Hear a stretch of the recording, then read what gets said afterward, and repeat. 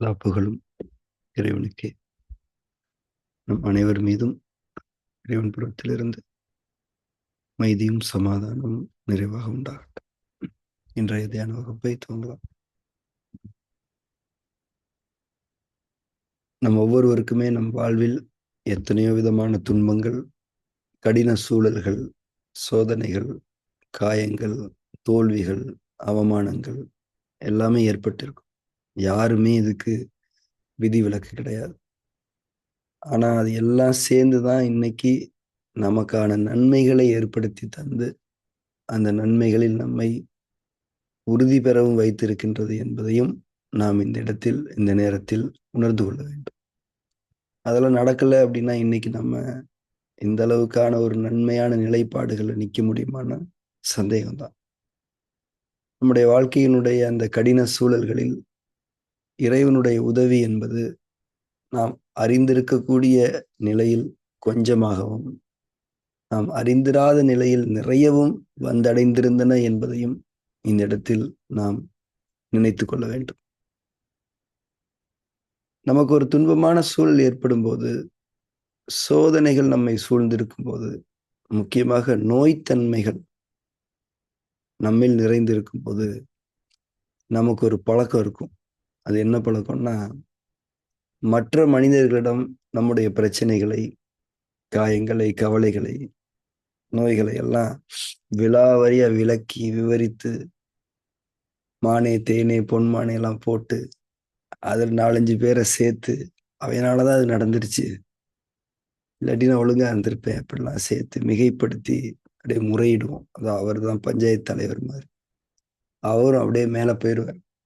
நம்மளை தேடி ஒருத்தர் வந்திருக்கான்டா, நமக்கே 1000 பிரச்சனை இருக்கு, நம்ம கிட்ட முறையிடுறதுக்கு ஒருத்தர் வந்திருக்கான்னு ஆதரவு சொல்றேன்ற பேர்ல அவருக்கே தெளிவு கிடையாது. நேத்தே நம்ம பேசுறோம், நம்மளை பத்தியே நமக்கு தெரியாது. அவருக்கு தெளிவில்லாத எத்தனையோ விஷயங்களை ஆறுதல்ன்ற பேர்ல நமக்கு சொல்லுவார். சஜஷன்ஸ் வேற இருக்கும். அங்க போங்க, இங்க போங்க, அதை செய்யுங்க, இதை செய்யுங்க, அங்க ஒரு ஜோசியர் இருக்காரு, இங்க ஒரு டாக்டர் இருக்காரு. இதுல நமக்கு ஒரு பிரச்சனை இன்னொரு மனிதனால வந்திருக்குதுன்னு வச்சுப்போமே, அதுக்கு நமக்கும் அவருக்கும் தான் சம்பந்தம். நம்ம போய் ஆறுதல் கேட்கக்கூடிய ஒருத்தருக்கும் அவருக்கும் சம்பந்தம் கிடையாதுல்ல. அவரு நமக்கு பிரச்சனை பண்ண ஒருத்தரை எதிரி ஆக்கிடுவார் அவரே. நம்ம டீம்ல இப்ப நம்ம அவர்கிட்ட ஆதரவு கேட்கும்போது நம்மள ஒரு ஒரே டீம் ஆயிடுறோம். ஸோ நம்மளுடைய எதிரி அவருக்கு எதிரியா அவரே நினைச்சுக்கிறார். நம்ம கூட சேர்ந்து அவரை குறை சொல்லுவேன். ஆமாங்க, அவரை பத்தி அப்படிலாம் சொல்லியிருக்கிறாங்க, நானும் கேள்விப்பட்டிருக்கிறேன். அந்த ஆளுனால ஒரே பிரச்சனை தான். இந்த மாதிரி தேவையில்லாத விஷயங்கள் அவருக்கு சம்பந்தமே இல்லாம இருந்தா கூட யாரையோ திட்டுறது, குறை சொல்றது. இதுல சிலருக்கு நம்முடைய கஷ்டங்கள் அவர்களுடைய ஆழ் மனதில் ஒரு இன்ப உணர்ச்சியை தந்து கொண்டிருக்கும். பாடா, நம்ம மட்டும் பிரச்சனை இல்லைல்ல, இவன் நம்மளை விட பெரிய ஒரு பிரச்சனையில் இருக்கான், அடிக்கடி வாப்பா இந்த மாதிரி எனக்கே ஒரு பூஸ்டப்பா இருக்கு அப்படின்ற ஒரு உணர்ச்சியும் சிலருக்கு இருக்கலாம். ஆனா பாத்தீங்கன்னா கடைசி வரைக்கும் ஒன்னே ஒண்ணு மட்டும் சொல்ல மாட்டாரு, நம்முடைய கேடுகளுக்கு நாம் தான் காரணம். பா, உனக்கு பிரச்சனை வந்திருக்கா, நீ தான் காரணம். அது என்ன காரணம், எந்த அடிப்படையில காரணம்னு யோசிச்சு பாரு, அப்பதான் இந்த பிரச்சனைக்கு தீர்வு கிடைக்கும் மட்டும் சொல்லவே மாட்டார். அந்த உண்மையை மட்டும் சொல்லவே மாட்டார். அந்த நினைவூட்டல் தான் உண்மையான ஆறுதல். இப்போ ஒரு ஒரு உதாரணம் சொல்றேன். நேத்து வகுப்பு முடிஞ்சோடனே நம்ம சகோதரர் அப்துல்லா வந்து எனக்கு மெசேஜ் பண்ணாரு, இன்னும் அவங்க வாய்ஸ் இப்படி ஆயிடுச்சு. உடனே நான் சொன்னேன், இந்த மாதிரி எனக்கு கிளைமேட் சில்லுன்னு இருக்குது, தண்ணியை மாத்தி குடிச்சிட்டேன். அவர் ஒரு மெசேஜ் பண்ணார் எனக்கு. அந்த மெசேஜ் ரொம்ப கிளியரா இருந்துச்சு. நம்ம தப்பு செய்யாம நமக்கு ஒரு துன்பம் நிகழாதுங்க, கிளியரா இருந்த அவ்வளவுதான். அதனாலதான் நான் யார்கிட்டையும் ஆறுதல் கேட்கல. இந்த மாதிரியான சகோதரர்கள், நண்பர்கள் நம்மிடம் இருக்க வேண்டும். இறைவனுடைய அருள் அது. நம்ம ஆறுதல் கேட்டாலும், நமக்கு ஒரு துன்பம் நேர்ந்த நிலையில நம்ம ஆறுதல் கேட்காமலே இருந்தாலும், இந்த சத்திய நினைவூட்டலை நமக்கு கொடுக்கக்கூடிய நண்பர்களும் சகோதரர்களும் நம்மை சுற்றி இருப்பது இறைவனுடைய பெரும் பாக்கியம். அந்த மெசேஜ் அற்புதமான ஒரு மெசேஜ். இந்த செஷன் முடிஞ்சோடனே சகோதரருடைய அனுமதியோட அதை நான் ஃபார்வேர்ட் பண்றேன். அழகா இருந்தது. அந்த மெசேஜ் படிச்ச உடனே எனக்கு சுகமாயிட்ட மாதிரியான ஒரு ஃபீலிங். அதே உணர்வுல தான் இருந்தேன். இருந்தாலும் அந்த மெசேஜ், அந்த நினைவூட்டல் வரும்போது இன்னும் கொஞ்சம் இப்ப நம்முடைய துன்பங்களுக்கு நாம் தான் காரணம் என்று நாம் மனதார உணர்கிற தருணம் தான் இறைவனிடம் மன்னிப்பு கோருகிற தருணம். அந்த சோதனையான கட்டத்தில் இருந்து இறைவனுடைய உதவி நமக்கு வருவதற்கு நம்மை தகுதியாக்கி கொள்ளக்கூடிய தருணம் இது. நம்ம துன்பங்களுக்கு நாம் தான் காரணம் என்று உணரக்கூடிய தருணம். இந்த மற்றவர்களிடம் ஆறுதல் தேட செல்லும் போது இறைவனுடைய உதவியிலிருந்து நம்ம விலகுது. ஏன்னா அவங்க நம்மளை டைவர்ட் பண்ணி விட்டுருவாங்க, எங்கேயோ கூட்டு போயிடுவாங்க. இது மனம் ரெண்டுடைய ஒரு குணம். ஆறுதல் தேடு, உதவும். நம்ம பிரச்சனைகளையே ஒரு என்டர்டைன்மெண்டா மாத்தி அது ஒரு விதமா நம்மளை டைவர்ட் பண்ணிடும். மனம் ரெண்டு ஒரு அற்பமான சுகம். மனம் ரெண்டு எதிர்பார்க்கக்கூடிய அற்பமான சுகம். மனம் ஒண்ணு என்ன சொல்லும்? வெளியில எங்கேயும் போகாத, உள்ளத்தை நோக்கி திரும்பு. மனம் ரெண்டு என்ன சொல்லுது? வெளியில போ, அவர்கிட்ட பேசு, இவர்கிட்ட பேசு. அந்த ஜோசியக்காரர் நல்லா சொல்றாரு, எங்க போய் பரிகாரம் பண்ணா சரியாகும், அங்க இதெல்லாம் தான் சொல்லும். மனம் ஒண்ணு, உள்ளவா உள்ளவா உள்ளவா.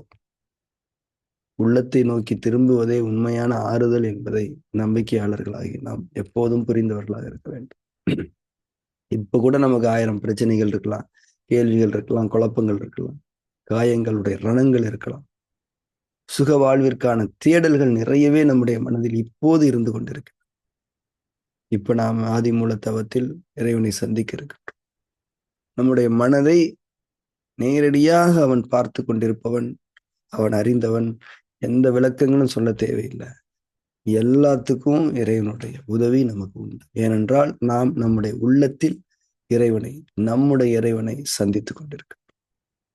இதுவரை நாம் இறைவனை நோக்கி திரும்பாமல் மனிதர்களை நோக்கி திரும்பி அவர்களிடம் ஆறுதலை வேண்டிக் கொண்டிருந்தோமே, அது குறித்தும் நாம் இறைவனிடம் மன்னிப்பு வேண்டிக் கொண்ட நிலையில் நம்முடைய மனம் இருக்கிறது. அதனையும் இறைவன் அறிந்தவன். ஆதி மூலத்தவம் செய்ய தொடங்கலாம். இந்த இந்த புரிதல்களுடன் கூடிய நிலைப்பாட்டில் நம்முடைய மனம் இருக்கும் நிலையில் அவன் அந்த மனதை பார்க்க பார்க்க இருக்கின்றான். இந்த க்ஷணமே அவன் பார்த்து கொண்டுதான் இருக்கின்றான். இந்த அழகிய நினைவூட்டலோடு இன்றைய தவத்தை நாம் துவங்கலாம். கண்களை மூடி நம்முடைய அகசூழலுக்குள் திரும்பி தன்னந்தனிமை தவ உணர்வு நெறியில் நிலை பெறுவோம். இந்த உலகத்தில் நம்மை தவிர யாரும் இல்லை. நாம் தன்னந்தனியாக இருக்கின்றோம். மனிதர்களின் அறிவின் தீண்டுதல்களின்றி உலகம் சார்ந்த நம்முடைய அடையாளங்களிலிருந்து விலகி நாம் தனிமையாக இருக்கின்றோம். நாம் மனிதனாக இருக்கின்றோம். இதுதான் தன்னந்தனிமை தவ உணர்வு நெறி. சாதி, மதம், இனம், மொழி, தகுதி, சொத்து, எந்த விதமான அடையாளங்களும் இல்லாமல் தனியாக இருக்கின்றோம். இந்த தனிமைதான் இறைவனை சந்திப்பதற்கான தகுதி. தன்னந்தனிமை தவ உணர்வு நெறியில் ஒரு சில நிமிடங்கள் நிலைத்திருந்து விட்டு ஆதி மூலத்தம் செய்ய தொடங்கும்.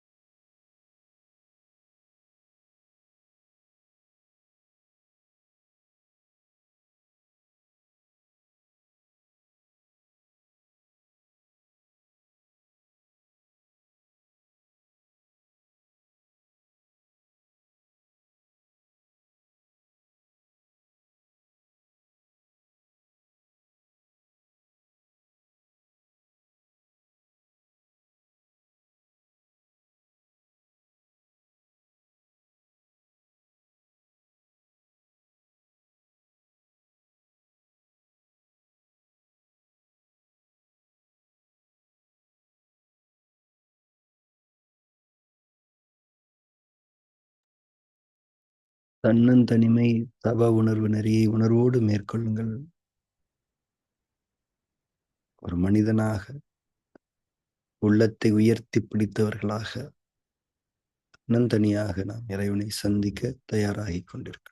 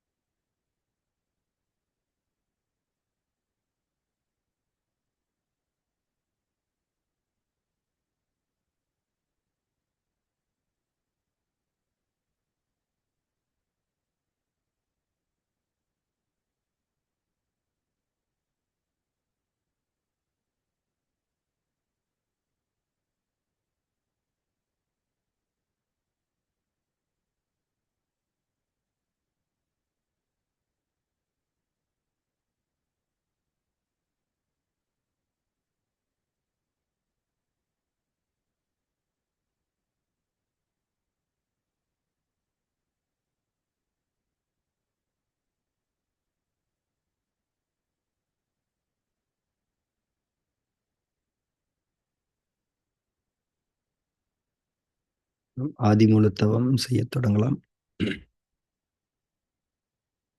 இறைவனுடைய பார்வை நம் மீது முழுமையாக விழுந்து கொண்டிருக்கிறது என்பதை உணர்ந்த நிலையில் நாம் இருப்பதுதான் ஆதிமூலத்தவம். எப்போதும் இறைவனுடைய பார்வை நம் மீது இருந்து கொண்டுதான் இருக்கிறது.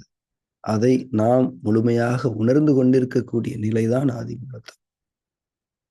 இறைவனுடைய பார்வை நம் மீது இருக்கிறது. அவன் முன்னால் நாம் அமர்ந்திருக்கின்றோம். எந்த கேள்விகளும் இல்லை, எந்த விளக்கங்களும் கொடுக்க தேவையில்லாத ஒரு நிலை. அனைத்தையும் அறிந்திருப்பவன் முன்னால் எதை நாம் சொல்ல, எதை நாம் வெளிப்படுத்த? அனைத்தையும் அறிந்தவனின் அருட்பார்வை நம் மீது முழுமையாக நேரடியாக விழுந்து கொண்டிருப்பதை உணர்ந்தவர்களாக தவம் இயற்றுவோம். ஆதிமூல தவம்.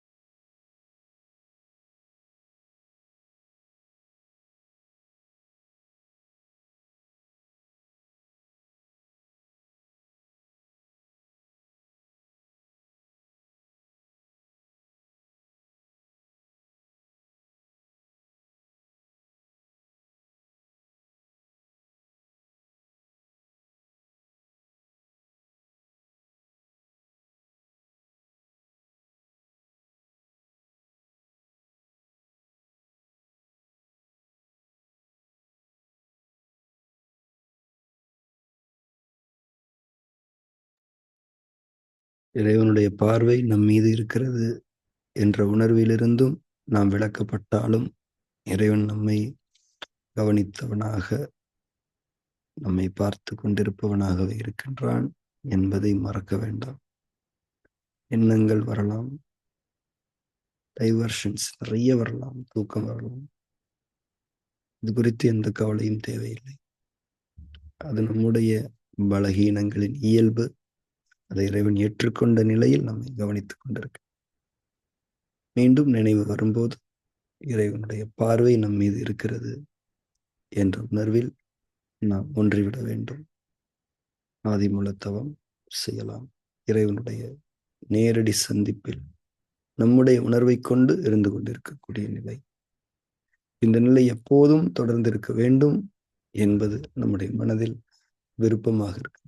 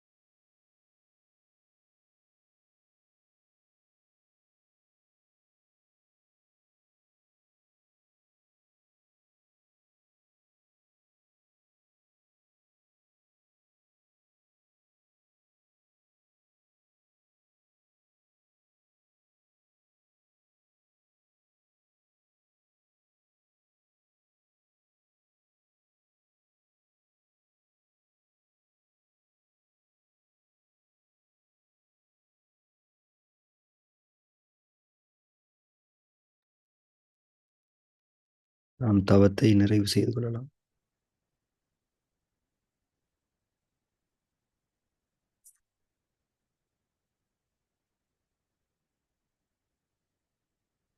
ஆதிமூல தவம் என்பது மிகவும் உயர்வான, நம்முடைய மனதிற்கு இதம் தரக்கூடிய, சத்தியமான நிலைப்பாடுகளில் நம்மை இருத்தக்கூடிய ஒரு அவநெறி. சரியான உணர்வுகளோடு அதை ஒவ்வொரு நாளும் நாம் செய்து வர வேண்டும். தவம் என்பதை தாண்டி இதுதான் நம்முடைய வாழ்க்கை.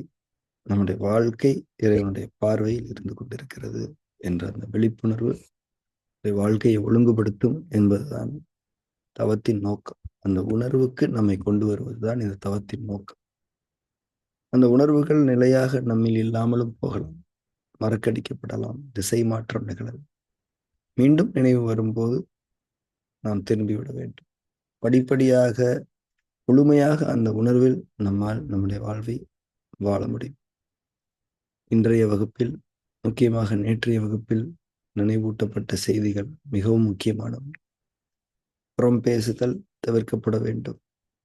மனிதர்களிடம் ஆறுதல் தேடுதல் தவிர்க்கப்பட வேண்டும். உள்ளத்தில் அனைத்தும் இருக்கிறது, அதை நோக்கி திரும்பிக் கொள்ள வேண்டும் என்பதுதான் ஒட்டுமொத்த இறைவழியினுடைய சாரம் என்பதை நாம் மீண்டும் ஒரு முறை நினைவூட்டிக் கொண்டு இன்றைய வகுப்பை நிறைவு செய்து கொள்வோம். நாளை தியான வகுப்பில் சந்திக்கலாம். Thank you very much.